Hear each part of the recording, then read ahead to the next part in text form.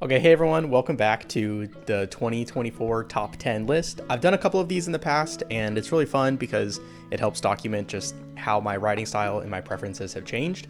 So without further ado, we're gonna jump right into it. I've got two honorable mentions. The first one is gonna be the Horn up in Bellingham, Washington.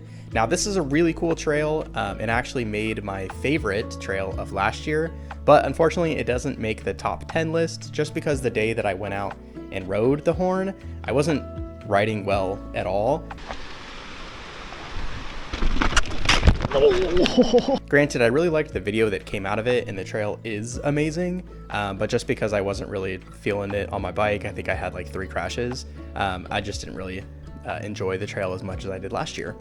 The second honorable mention is Ride the Lightning. This is a local track down at my trail system. And this one was when I had a bunch of progression where I was able to go down the rock garden and then hit the biggest gap, I think still to this day, that I've ever done.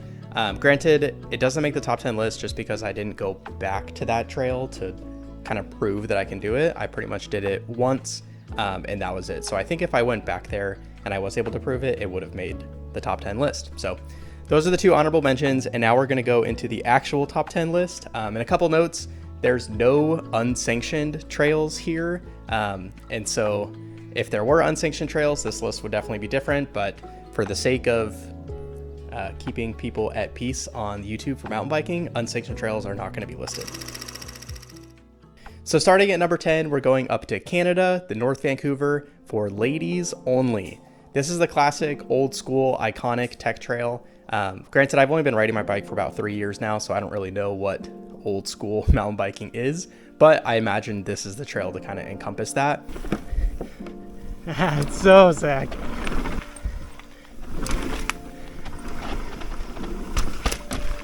Romping! It's so cool, and seeing again some people I look up to in the mountain bike space like Dale Stone, Dangerous Dave, Van Can, be able to ride that trail and then me go experience it is always such a treat. So number 10, ladies only. Number 9 finds us also in Canada, in North Vancouver, for Neds. Now, Neds is a very different track than Ladies Only because Neds, there isn't a ton of features on there, but it's one that's pretty fast and you can kind of open up on. And so Neds was really kind of a breath of fresh air. So the trail I rode before Neds was really janky, really tough, and it's just like, it was kind of scary to be on in a new space after driving for so long. And then I went and I rode Neds and it was just a breath of fresh air. And I enjoyed it so much that I ended up climbing back up to ride that trail twice. Instead of going to experience new trails in Canada, I wanted to ride Neds twice. So I definitely think it kind of started the Canada trip off on a really good foot. So Neds definitely deserves the number 9 spot. So number 8, we're going up to Port Angeles, Washington for Beaver Moon. Beaver Moon was really cool because I liked a lot of the features on there. There's a couple gaps, a couple kind of steeper chutes, but the ending has like 3 really nice slabs.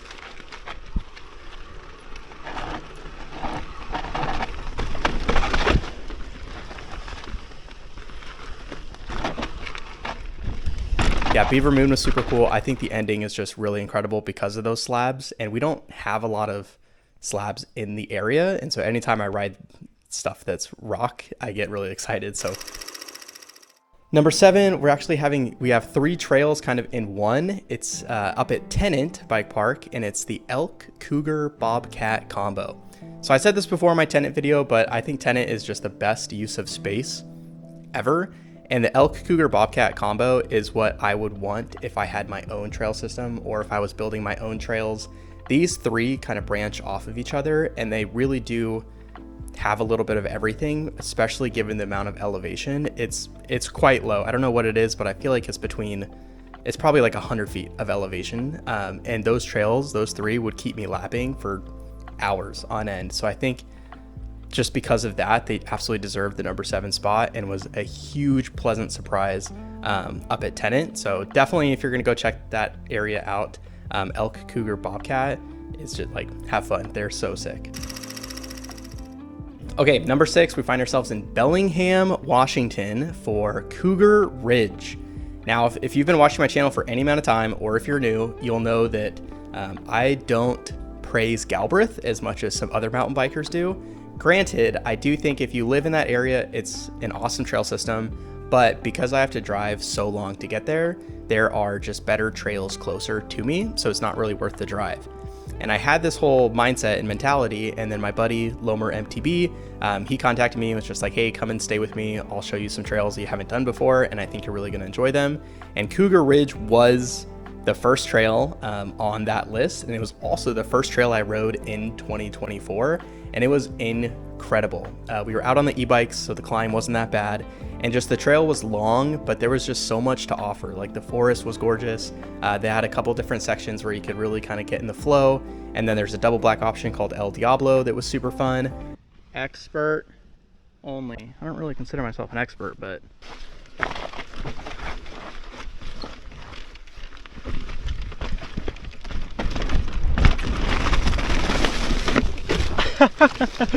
it makes me think that the drive up there is actually worth it.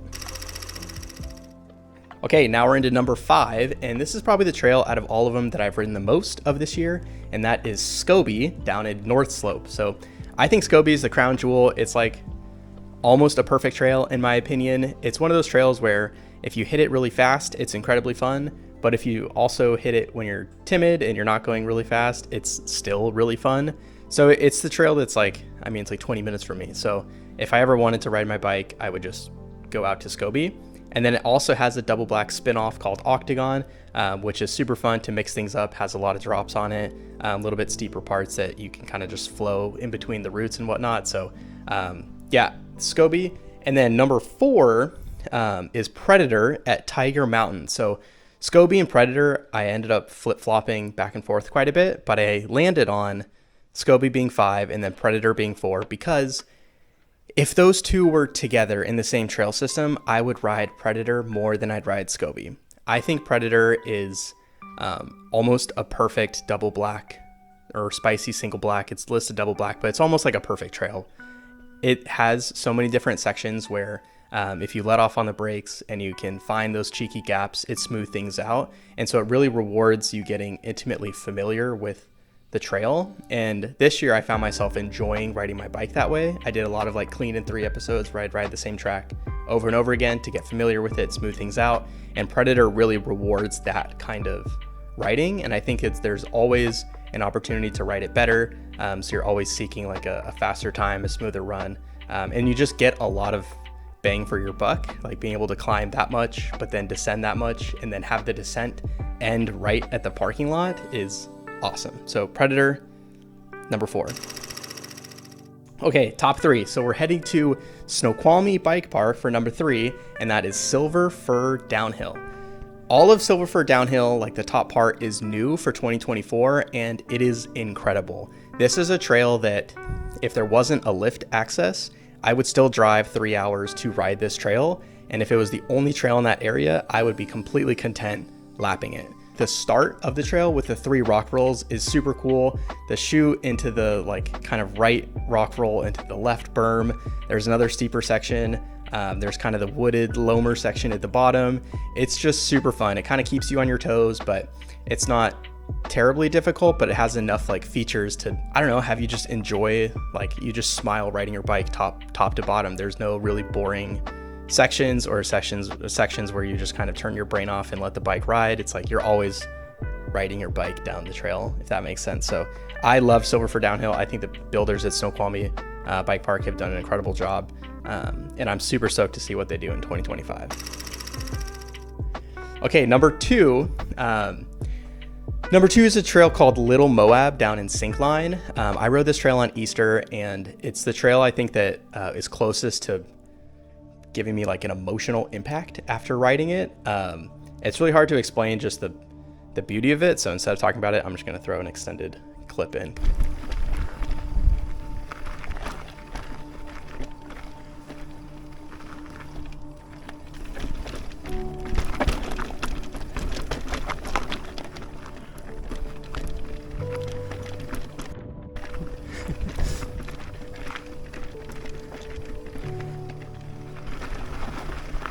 You could choose 1,000 lines, 10,000 lines, and it would be a different trail.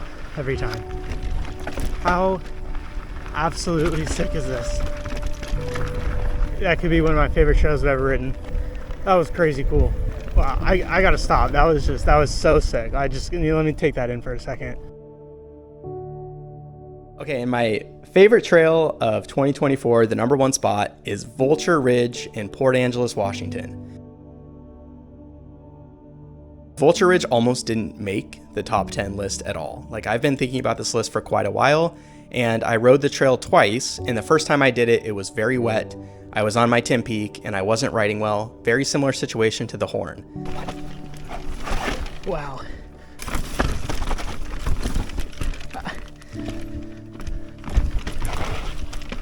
Oh my gosh, the rock is so slick.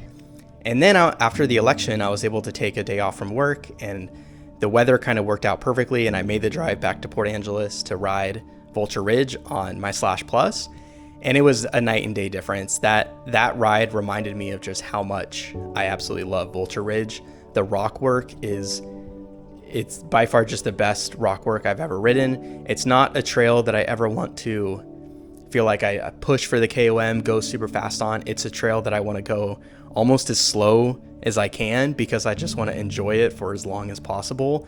And again, with in Washington, we have a lot of like loamers and really good dirt and stuff. So being able to ride something with the amount of rock that Vulture Ridge has is always just such a treat. So I think Vulture Ridge, until the foreseeable future, it's one of those trails that I will ride every year, no matter where I'm living. It's that good. So if you go up to Port Angeles, Dry Hill has a lot of downhill tracks, really fun.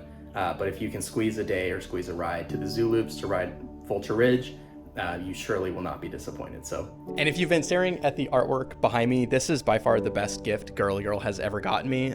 It's my exact bike, everything on it, the different color Maxxis logos, the DVO green on the fork, the spacer, like SEM spacers being purple, the purple pedals, everything about it is the carbon copy of one of my favorite bikes I've ever owned. And I'll put the artist, the link in the description below. It's an awesome gift. Again, if you're like in the market or you need to find a gift, or if your wife or husband, whatever, is like, yo, I don't know what to get you, send them something like this. It's so cool. Yeah, thanks for tuning into this one. Don't forget the most important trail of the day is next one, and I can't wait to see everybody in 2025 on the next trails. Okay, bye everyone.